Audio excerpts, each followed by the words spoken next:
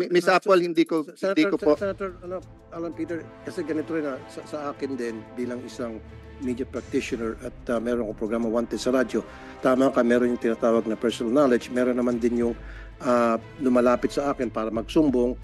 I don't have personal knowledge of their experience kasi wala naman ako doon. Pero I took their word for it because pumunta sila sa akin, nagsasabi na sila ay nasaktan ni so-and-so at nagpapakita ng mga dokumento. So yun ay valid sa akin. Yeah. Ang kaibahan, Mr. Chair, ikaw, tatawagan mo yung opisyal, tatanungin mo siya. So kung alam mo, nagsumbong ako sa iyo, Sir Tulfo, mukhang kumikita na si El Mercato, hindi niya inuupuan. Tatawagan niyo po siya. Kung mukhang guilty, didiinan niyo po siya. Pag hindi, hindi. Eto po, meron na writings of a hatchet job, which by the way, Mr. Chair, that's what I want to go to. But I will tell Miss Apple nga na hindi ko minamaliit yung experience OFW malasakit mo. I'm just putting it together with what happened sa Tribune. If you give me lang a few questions, Mr. Chair, I'll prove my point. No? Pero hindi ko minamaliit yung inyong... In fact, I thank you for coming forward kasi nakakatulong to sa mga taga-Milan. I thank you for having time for a chat group. Sinasabi ko lang, kung 5 na nabasa mo ay totoo, pagka yung 1 o 2 hindi mo sure at sinabi mo sa dyaryo, naapektuhan yung buong testimony mo. So kung may magsumbong kay Chairman Tulfo, inaapi yung 300 OFW at mukhang totoo yun, isumbong mo. Sinabi, Mr. Chairman, kinunan ng tigpa 500 yung mga OFW, totoo yun, sumbong mo. Pero sinabi, Mr. Chairman, yung DFA Secretary, inupuan. Yung migrant workers, inupuan. Si ganito, inupuan. Tapos pag tinanong ka, paano mo alam inupuan? Sinabi lang po nila. Pero sinabi naman po nung iba, hinarap sila. Nadadamage yung testimony mo. Diba? So, but let me go to Mr. Hernandez. No? Mr. Hernandez, so when you made those articles about Mr. Cato, no? Sinong kino-quote mo sa mga natin dito ngayon? There were several po na those are present now. From those present, Enrico, Vanessa. So ang kinote mo sa kanila, Jeffrey. Which specific ang kinote mo sa kanila? Na kumikita na siya, inuupuan niya or what? Walang kumikita. Yung inuupuan quote doon sa Alpha 400 na yung story, yung Recall Cato, meron doon Yeah. So you came out with a series of articles. Yes po. Basically condemning na Conjen Cato. No, I was not condemning Conjen Cato. So when you say alisin na siya dahil revamp, when you say na mukhang guilty kasama na and everything ganun, that's not condemning. It was quoted, sir, dito sa articles. Sa Alpha 400. Hindi naman tayo pinanganak kahapon eh. Kahit naman mag-quote ka nung iba eh.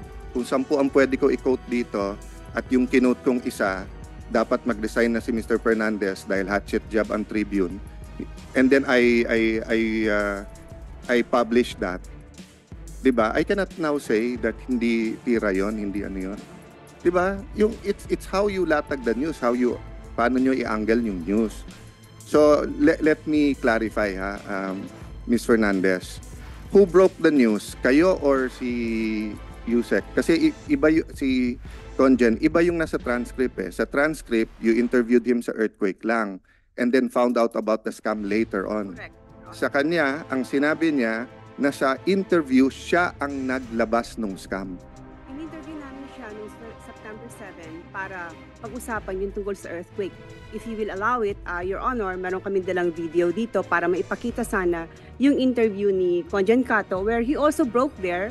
Tinanong kasi yung tungkol, may sinabi siyang 400. No, that's all I have to know. Yeah. So, siya ang nag-break, hindi kayo. Precisely, kaya finalo up namin, Your Honor. Yeah, but Yes. hindi yun yung una yung testimony eh. Yung una yung testimony, yung una mong interview sa kanya tungkol lang sa earthquake. Let me finish please. Nung nilabas nyo na yung tungkol sa scam sa Milan, hindi nyo na siya mahuli. That's hindi, correct. But that's not what happened. What happened was, in your first interview, siya ang naglabas na meron, and then off the air, sinabi niya sa iyo, ma'am, pasensya na hindi ko mabibigay yung details kasi under investigation to. Hindi ba yun ang nangyari talaga? Your Honor, if you will allow me, we have they subpoenaed No, the documents. I don't need that because you already admitted eh. ang tanong ko lang naman is, in your first interview, did he already bring up the scam or not? You already said he brought it up. He did, but I did not interview him. It's Alan and Mr. John Yes. Dodson. Yes. So he was the one who broke He it. brought it, yes. He Yes. brought it out. That's why they came out. Okay. Kaya sila lumabas. Dahil nakita nila si Conjan Cato na nandun sa usapang OFW, so nakipag-contact sa amin yung mga nabiktima, and that's how we started it. And then we tried to call Conjan Cato para sagutin nga ito at i-endorse yung mga complaint. Ayaw niya magsalita. So that's the story, Your Honor. No, that's your story.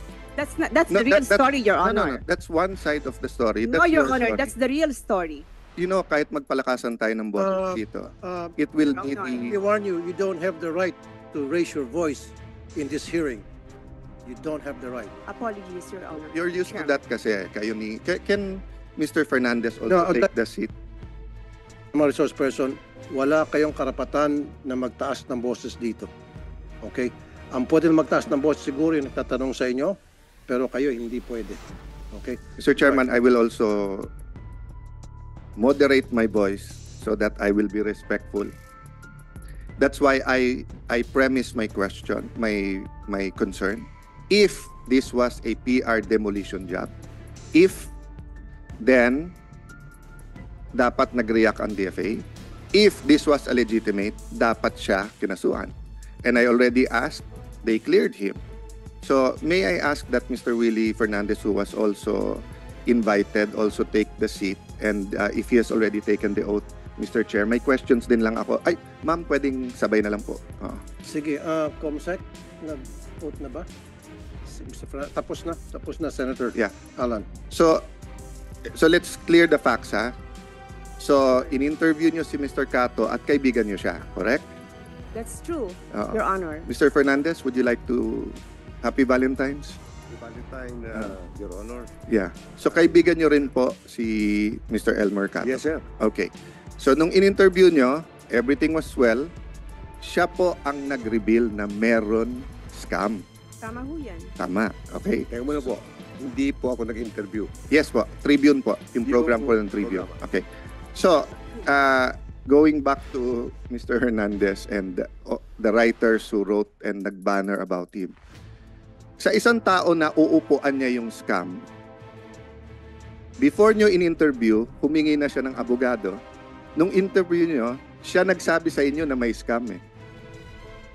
So mukha ba yung isang tao na inuupuan yung kaso? Your Honor, Opo. pinupuri ko nga po siya. Sabi ko po sa kanila, yung sinabi sa akin, ang galing ni Elmer Cato, kaibigan ko yan. Yes. Ngayon po, nung subsequent, nakita ko kasi ng mga so-called victims, no? With quotation mark. Yung interview kay Conjan Cato, naglabasan po sila. Kasi si Conjan Cato, mahal ko yan. In the same manner that, pagkakasama tayo eh. You see? I really miss the good days, Your Honor. Di ba? Naglabasan po yung mga tao. Anong gagawin po namin? Yeah. Sige, let's sir. No, At let's isang go araw through po- that. Let's go through that, Mr. Fernandez. So, okay yon.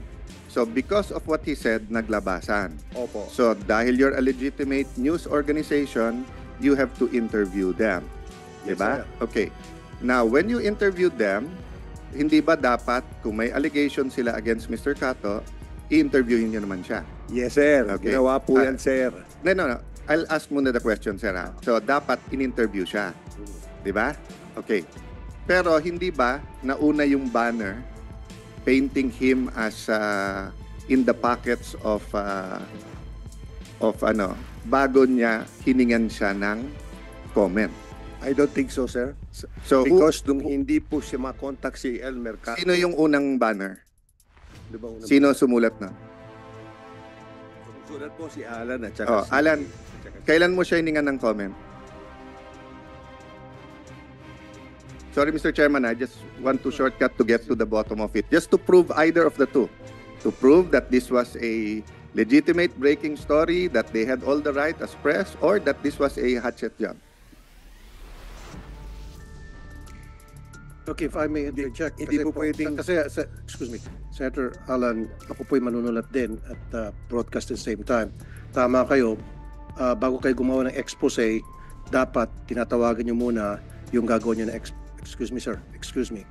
Dapat tatawagan nyo muna yung gagawin nyo na expose para doon sa pagsusulat nyo nakabalas na at doon bahala na yung readers kung sinong paniniwalaan. Ang nangyari kasi, I myself have been a victim of that several times, na in-expose muna tapos saka kung mag-react, kumalat na the damage has been done. So, sa lahat ng taga-media dito, kung may mga kapanood ng mga taga-media, dapat make it a practice na before you do an expose on somebody, make sure makuha niyo yung side ng gagawin niyo na expose para masabi niya yung side niya and then sabay niyo isusulat yon. Kasi ang nangyari, expose lang sa isang tao, todo ba na sa kanya, and then get the side later, which is wrong. That's a wrong practice sa pagka-media. I've been in the media, I've been a media practitioner for 25 years, and I always do that. Never kung banat ako ng banat tapos saka lulusog. Thank you for that, Mr. Chairman. And siguro, we can take judicial notice that that's part of the ethics talaga ng ating journalist, di ba? Whether sa broadcast or sa Print. that yung pagbabalanse ng story, hindi pwedeng banat muna and then humingi ka after. Dapat sabay. Secondly, how you angle the story, of course, is up to you. Press freedom yan. But it could also be used, di ba, to send the wrong message kung PR ang gagawin natin. Di ba? But that's a second point. So, Mr. Alan Hernandez, let's clarify the facts before we go to your... Mr. Fernandez, tama ho ba kayo ang editor-in-chief o presidente? Anong posisyon niyo ho sa Tribune ngayon? Ako po ang publisher. Ikaw ang publisher. Sige, I'll go back to that later on. Mr. Hernandez, so when did you break that first story?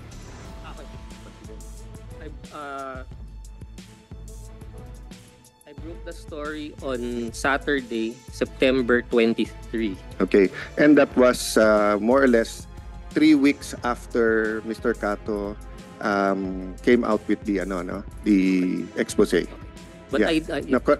Answer my questions muna. That was about 3 weeks after yung interview sa kanya. 2 weeks, 3 weeks. Kailan ang interview mo? September 7. September 7. And you were aware of the September 7 interview? Yes, sir, because Yeah. I was the one who interviewed Yeah, him. and you told him you're going to write about it, but you never wrote about it for 2 weeks, di ba? No, yes or no lang. I mean, madali lang to eh. Mr. Willie, personal knowledge to ni Alan, so please don't coach him. Yes, I was never... So after the interview, di ba, sinabihan mo si Mr. Cato na, sir, magandang storya to, susulat ko to. Di ba? Yes, Your Honor. Oh, but you didn't write about it for 2 weeks. Yes, Your Honor. Oh. So, but you didn't think it was a legitimate story that hundreds of Filipinos were already being scammed? Yes, I knew it was a legitimate Yeah, so but you didn't write about it for 2 weeks. You waited na may lumabas na complainants, then you angled the story again. No, Your Honor, we did not wait. Oh, so what did you do for 2 weeks? We continued with our we continued with our Yeah, story. you never wrote about it. I did not. Yeah, for 2 weeks you did not. Di ba? Oh, kasi sabi niyo public service to, Tribune is sa ganito, ganyan, but you never wrote about it for 2 weeks. So when you finally finally wrote about it, the story was not the scam. The scam was, what's the first one you wrote? You're holding it up. So, go ahead, hold it up. Para lumaki yung circulation niya. Ano yan? Over 400 Filipinos scammed in Italy. Tapos what did it say about Conjan Cato?